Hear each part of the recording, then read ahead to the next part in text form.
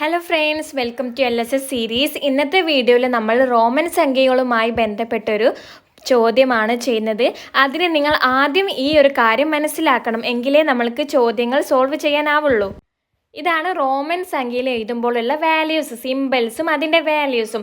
I 1 ആണ്, V എന്ന് പറഞ്ഞാൽ 5, X 10, L 50, C 100, D 500, M 1000. ഇത്രയും കാര്യങ്ങൾ നിങ്ങൾ നിർബന്ധമായിട്ടും കാണാതെ പഠിക്കണം. ചോദ്യം ഇതാണ്, 2021 എന്ന് എങ്ങനെ റോമൻ സംഖ്യയിൽ എഴുതാം?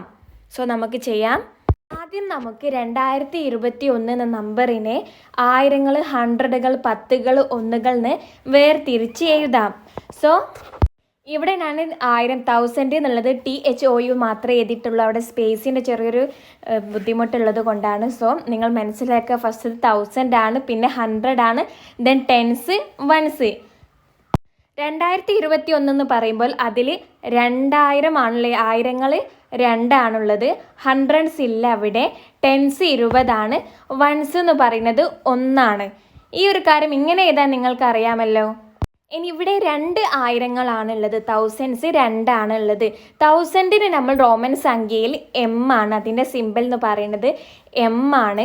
സോ നമുക്ക് 2000 കിട്ടാൻ M എന്ന് എഴുതിയാൽ 1000 × 2 എന്നാണ് അതിൻ്റെ അർത്ഥം. 2 പ്രാവശ്യം M എഴുതിയാൽ 1000 × 2. 1000 ഗുണിക്കണം 2 അല്ലേ, 2000. സോ നമ്മൾ 2000 കണ്ടുപിടിച്ചു. 2000 എന്നുള്ളത് റോമൻ സംഖ്യയിൽ M എന്നാണ് പറയാം.